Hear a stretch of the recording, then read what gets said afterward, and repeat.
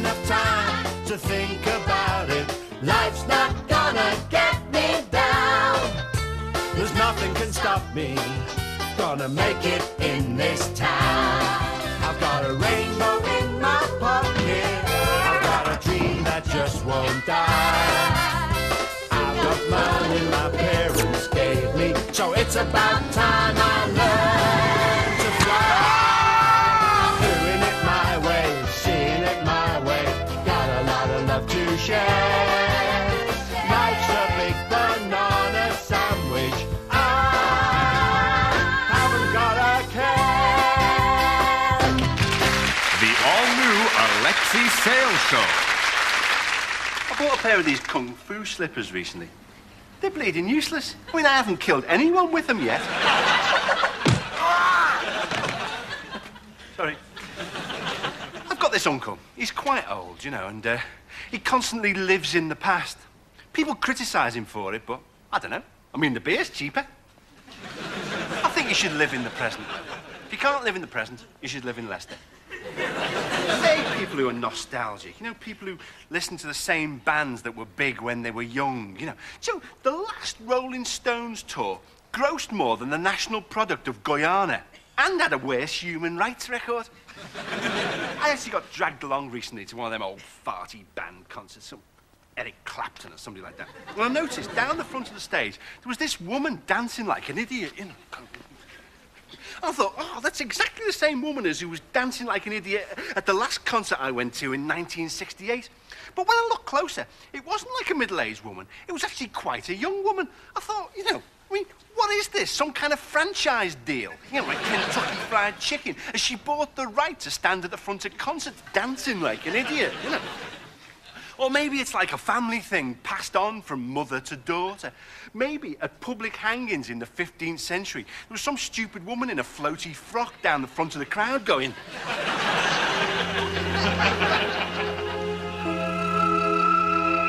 They killed his best friend. No! They threatened his family. Why can't you leave us alone? Now he wants justice. He's tired of doing things his own way. This time, he's going through the proper channels.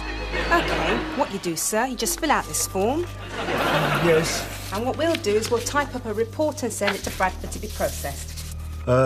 Right, it just seems like a bit of a long time because they've threatened my family, you know. Yes, well, as I said before, sir, we're a bit stretched at the moment. The proper channels. This time, it's official.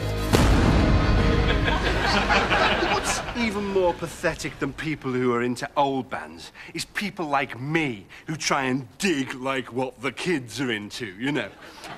Chasing Take That down the street, there's like a load of little girls and me going... Like on a Saturday, I try and go cruising in the herd with my posse. Which means taking the kids down to Sainsbury's in the Volvo. I am wild, though. I am wild. Do you know what I do is, you know those lights that stay on all the time in Volvos? I take the bulbs out. Yeah, wow things happening, dude. And like, I rap with my homeboys. I say, yo, dude, did you eyeball the latest Times educational supplement? Yeah, happening, baby. German scientists have recently discovered the gland that makes you go off pop music when you're exactly 37.5 years old. I tried desperately to keep up, you know. I listened to rap bands with names like Bosnians with Attitude, or heavy metal bands with names like Anyone for Cowpox. But it just doesn't engage me, you know. I just don't get interested in it, you know. But what sort of music am I supposed to listen to? Brass band music?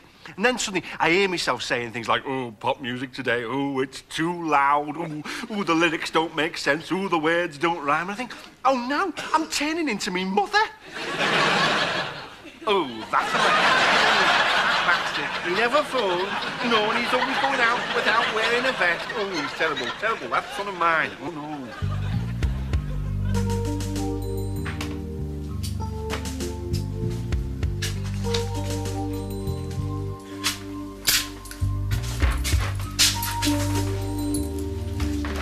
We've got him.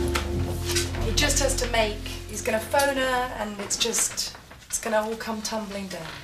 Will she be waiting for his call, or...? No problem there. This is what he normally does on Saturday morning. He phones these people and they give him whatever information he needs.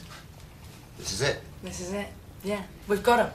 It's going to be a straightforward call, then boom, we've got him. All right? I don't want to be premature. After 6 months' work, I think both of you have done pretty well. We deserve a few beers for this one, I think. And whose ground is it? Well, not bloody mine, I'll tell you that. After his arrest, this man was persuaded to do a deal with the Victoria unit. In return for a reduced sentence, he agreed to make one final phone call to Julie from Leeds.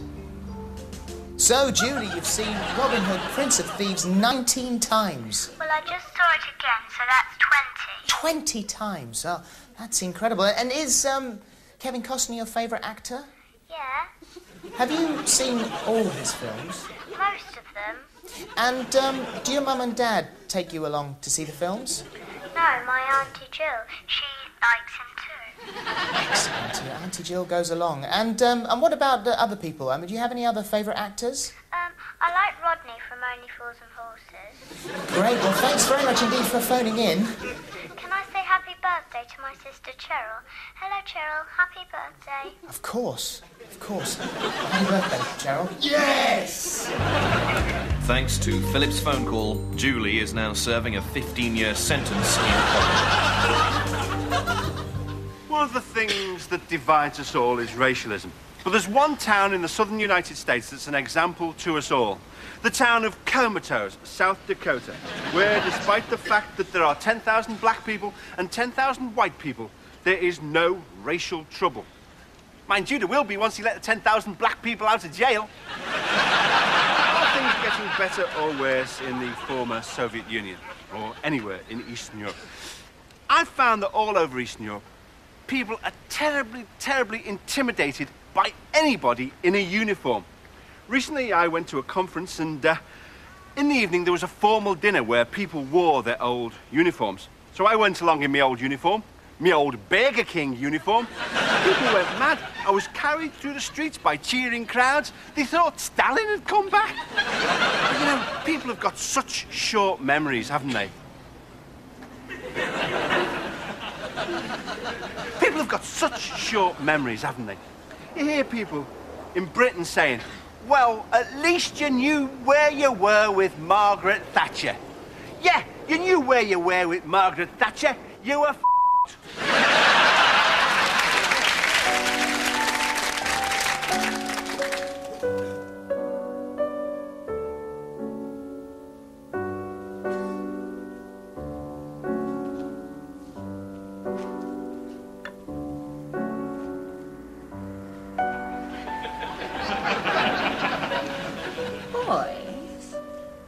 I've got an idea.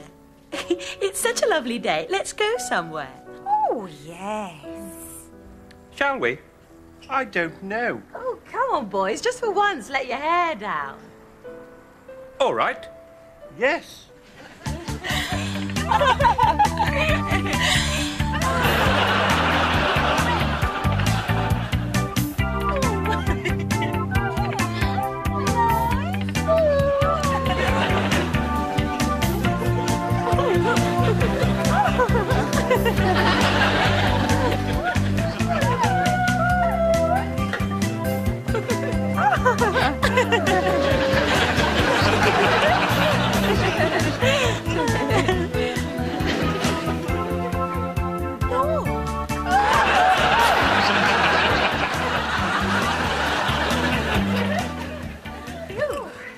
What a day. Did you have a nice time, Egbert? Yes, thank you. Yes, it was sandtastic.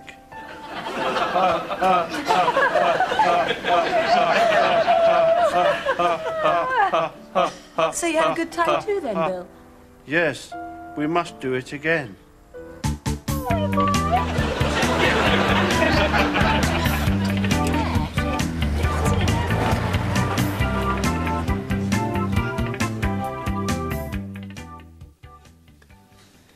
In Eastern Eastern Europe, they're being forced into an enterprise culture that they don't really understand. Like, they don't understand the hard sell. Because they're opening these shops with names like Toys Are a Waste of Money, or Spud You Don't Like But You're Too Pissed to Notice. Where's that bloody warm-up man? Where's Bobby Chariot? Oh, I've been very unlucky, you know, love. Yeah, recently, my holiday home was burnt down by Welsh nationalists. A bit rough, really, because it was in Spain. You get out there. Oh, yeah, sorry, Mark, sorry. All right. Here we are, Bobby Chariot, top warm-up man. How you diddling? Bloody sod you, then. Aha, Bobby Chariot, top warm-up man here to keep you laughing and smiling through all the technical breakdowns, despite my own personal troubles, you know. I don't know if I told you, but I've been thrown out of my house by my wife, separated from me two lovely kiddies, Laura and Ashley. Hang on, they're not me kiddies, they're me whippets. I can't remember what me kiddies are called. Anyway, you know, I'm terribly depressed, as I say. I'm on pills for my nerves, you know. And I think the reason I'm depressed is, have you ever heard of post-coital tristesse? You know, that's when after you've had a shag, you feel all kind of... like that, all sad. Well, I think I've been suffering from that ever since I had a bunk up in 1964. Here, have you noticed that Glenda Jackson's become a Member of Parliament? Wouldn't it be interesting, if other show business personalities became Members of Parliament, like Bobby Ball? Ooh, I'm getting excited, Madam Speaker. Well, here, how about that Victor Meldrew? Ooh, I don't believe it, Madam Speaker. Oh, Nigel Mansell. Now, wow, Madam Speaker. I'll tell you what would be good as well, is if politicians became show business stars, you know. Piss off. No call for that, mate. And we're back. Oh, shit. One of the most important departments here at the BBC is the sound effects department. Occasionally, I'll need a special sound effect which needs to be dubbed onto my show afterwards. So I'll come here to see Derek and Bob, who've been working in sound effects for nearly 50 years.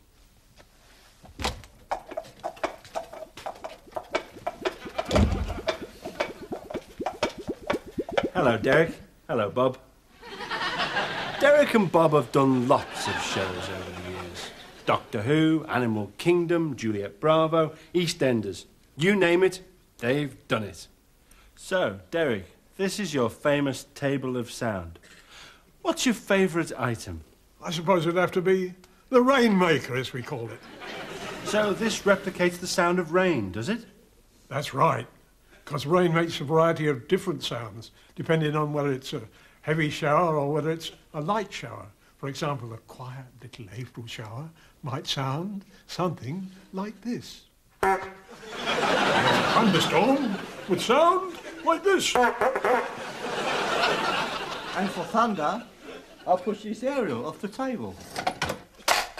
There you go, one thunderstorm. Ah, but you wait until it's accompanied by the right images, and you'll see.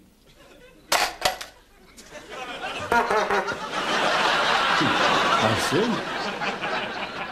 Bob and Derek have worked in the sound effects department since the early 1950s, when they teamed up with that crazy crew known as the Goons.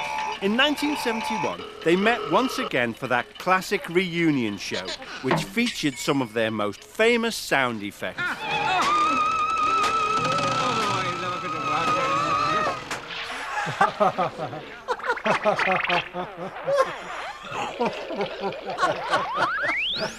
Well, that just has to be the funniest show of all time. Tell us what you're working on today, lads. Ah, well, you've come at a good time, Alexei, because at the moment we're working on your show. Well, that's great, because actually I was wondering, we've got a horse in this week's show and we need some hoof sounds for it. Well, that's quite common. People are always wanting the sound of horses galloping, and it's quite easy to do.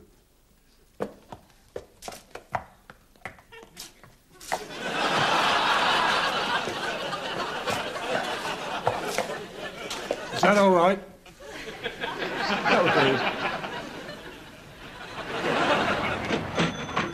I used to to have this job in an abattoir, stunning the cows. I used to say to them, do you know the public schools make huge profits, but they don't pay any tax because they're registered as charities? And the cows would be going, Eating meat's very bad for you, though, you know. Have you ever noticed that people who work in pork pie factories never eat pork pies? They always go, nah, mate, oh, no, I wouldn't eat them pork pies, nah, mate, nah. What's supposed to go into them's bad enough, but if you saw what fell into them vats, mate, nah. Oh, rats, horses, a full touring company of Jesus Christ Superstar, nah, mate, nah. I wonder if people who work in, like, nuclear reactors are the same, you know. Oh, if you saw what fell in them nuclear reactors, mate, nah. I suppose part of the problem is getting the right personnel, you know. And now firms use all this kind of pseudo-scientific mumbo-jumbo to try and get the right people. Like the latest thing is graphology. That's where they analyse your handwriting, you know. I went up for this job and they said that they could tell from my handwriting that I was a psychopathic nutcase just because I'd written, I'm going to murder all you bastards with an axe. I mean, filling in all them complicated forms is annoying. They have all them stupid questions on them, don't they? Like, age of father, if living. I put 127, because that's what he'd be if he was living.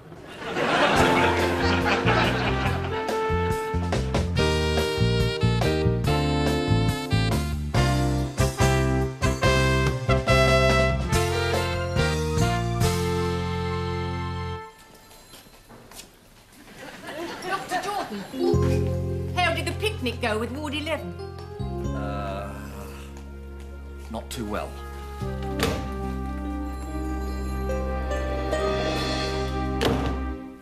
Oh, what happened? Well, you know how these day trips go. You win some and you lose some. Well, I lost some. You lost some of the patients? I know. One minute I was there and the next... Where did you take them? I can't remember the name.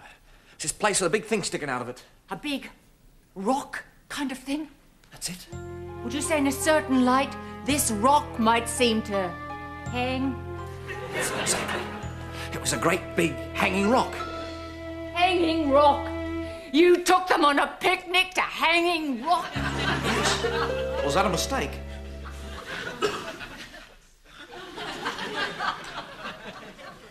Hanging Rock? You took them on a picnic to Hanging Rock? Yes. Was that a mistake? Oh, God. How many of them did you lose? 1 or 2. How many exactly? 37. 37? Matron? I don't know how to say this. Tried a bit sad with a suggestion of hope. Dr. Jordan here took a party of patients to Hanging Rock. Oh, no. Oh, yes. This reminds me of the time the Boomerang Club from the Manic Depressive Ward went missing in the outback. Only the Boomerang Club came back. I read somewhere about an old Aborigine way of finding people who've gone missing. Where in hell are we going to get an old Aborigine at this time of day? No. I thought I'd do it myself.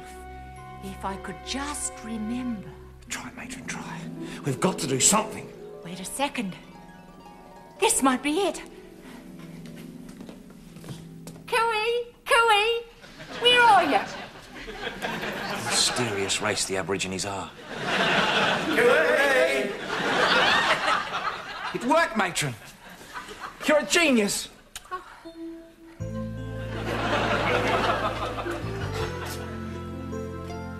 Dr. Jordan, I'm pregnant, and you're the father.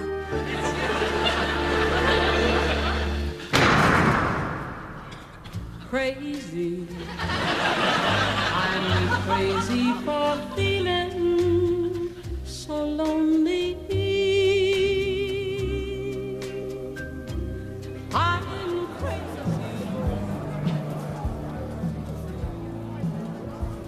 Oh, all right there. How you doing? Come in, sit down. Yeah, have a seat. You know, I'm in this society, right? It's a bit like the sealed knot. You know those people who dress up in costumes and reenact battles of the English Civil War? Well, what we do is we dress up in costumes and we reenact TUC conferences of the 1970s. They're a bit like the Civil War, but more violent, you know. Anyway, it was our annual dinner dance night, and I decided to take as my guest Naomi Campbell, the supermodel. But when I got out to her flat, right, she's wearing this John Paul Gaultier frock. I says, "You're not wearing that, are you?" She says, "Yeah." She says, "Why not?" I says, "Well, don't you think that Gaultier is guilty of mocking misogyny?" She says nothing for a minute, right? Just crosses over to the fridge, takes out a bottle of brown ale, and opens it with her teeth. Then she says, "What are you freaking talking about?" I says, "Well, it's obvious, innit? I mean, the Gaultier is a woman hater intent on maliciously humiliating women with his, like, horrible conical bra tops, bustiers, and nipple rivets." She says, "I suppose that you prefer the tedious formality of, like, Armani or Versace, you dickhead." I mean, personally, I find Gaultier's, like, designs playful and liberating. I says, like, "Listen, Naomi, like, listen." I said, "You've got the physique to carry it off, just like I have." I mean, most of the older women who buy Gaultier stuff, I mean, they look hideous. That's when she squirted me in the eye with half an ounce of Calvin Klein's Obsession. At that very moment, right, Linda Evangelista, Yasmin Le Bon, and Christy Taylington, who'd been hiding in the wardrobe, sprang out and smacked me round the back of the head with a length of lead pipe. I mean, I had to hit them, didn't I? So, like, what I managed to do was I managed to pop, like, Yasmin and Christy, like, with a 1-2. But Naomi, she knees me in the nuts, and I go down. She was just gonna, like, kick me in the head, when suddenly, Jasper Conran, who's been waiting in the car for us outside, he comes in. Now, there's nothing that Jasper likes better than a good scrap. So he wades in there, and he's belting supermodels left and right. And then suddenly, like, Christy Taylington, she says, "Eh?" She says, "What are we rocking about?" I says, "I can't remember." So, like, we all had a good laugh. And then we went down the British Legion for a pint. I mean, you had a good laugh, really, supermodels. Hey, you're not going, are you? Oh, look, it was nice chatting to you anyway, and if you fancy a chat, I'm usually hanging around the bus station or in here, you know what I mean? So, I'll see you, all right, because I like a good chat, you know what I mean? It's become the trend in stand-up comedy recently to be much more confessional, to tell the audience the deepest secrets of your psychological problems, to use stand-up comedy in effect as a form of therapy. So, well, this is kind of difficult for me. But I'd like to tell you all that I am, in fact, a woman trapped inside a man's body. I'm Edith Piaf. I'm the French cabaret chanteuse Edith Piaf, known to many of her fans as the Little Sparrow, and known to others as the oven-ready turkey.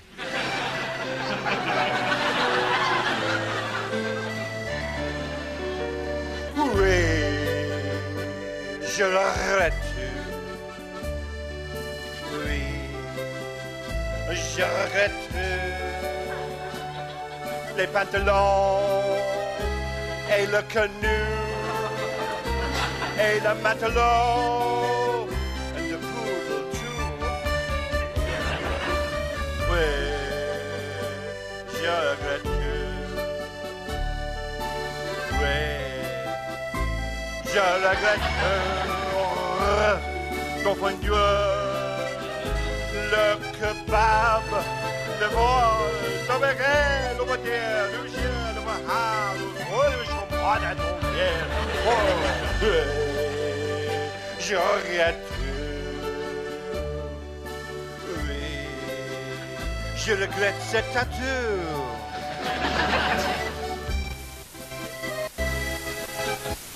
Bobby, we've had VTR breakdowns, so get out there. What? Get out there. Oh, yeah, all right, Mark. Fair enough, yeah. All right. How you diddling? Bloody sod you then. A couple of days ago, right?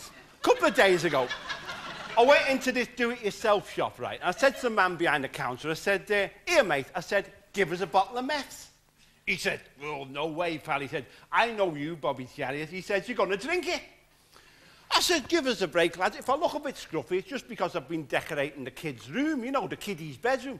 He said, "Oh, I'm terribly sorry." He said, "I didn't realise, you know, you were back with your wife and that you're not separated from your kiddies anymore. You're not sleeping in your jack." I said, "No." He said, "Oh, well, I'm terribly sorry, mate." And he gave me this bottle of mess. I got it in my hand. I said, "All right, mate," I said, "haven't you got a cold one?" Thank God we're back.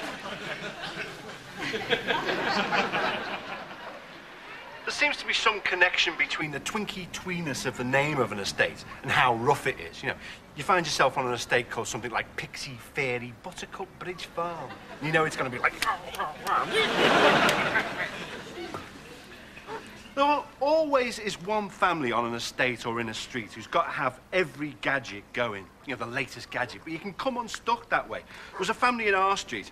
They had a Sinclair C5 equipped with an 8-track cartridge, a Betamax and a Squarial. They were also the first family to get a Volvo with heated car seats. But I don't like those heated car seats. They make you feel like you've had an accident in your underpants, you know? They always used to drive down to France for the summer, so they'd ostentatiously stick those bits of black tape over their headlights. Why'd you stick that black tape over your headlights? Is it so the French can't see you coming when you run them over? I mean, the swallows stick bits of black tape over their eyes when they fly south for the winter. We're very different to the French, though, us British, aren't we? Like, take chestnuts.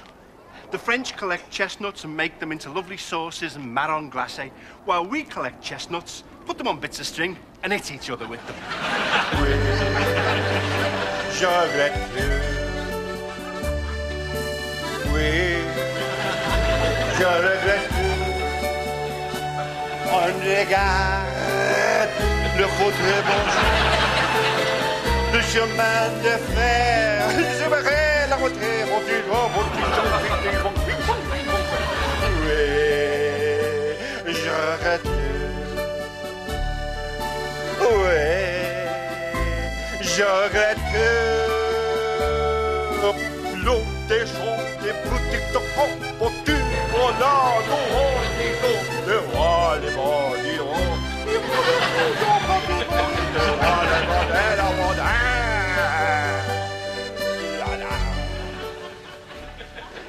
Learning to speak a foreign language can be tiring and difficult.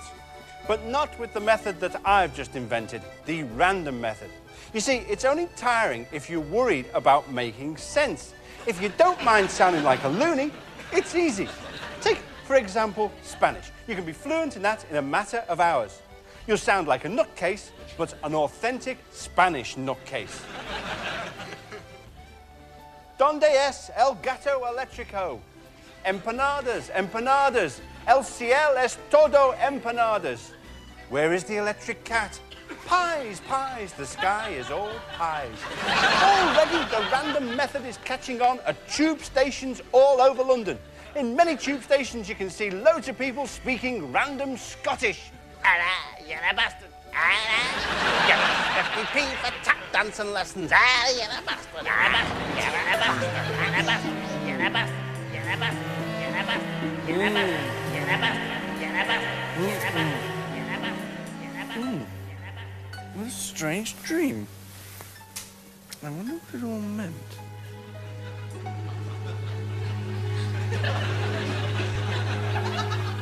Here, do you know what Freud would say about this? He'd say, what the friggin' hell's this? Because they weren't invented when Freud was alive. We're still recording. Oh, fuck. I love ice skating, don't you? All that sliding about reminds me of being drunk. So I've given Torval and Dean my show next week, where I'll be back on Thursday, the 27th of January at 9.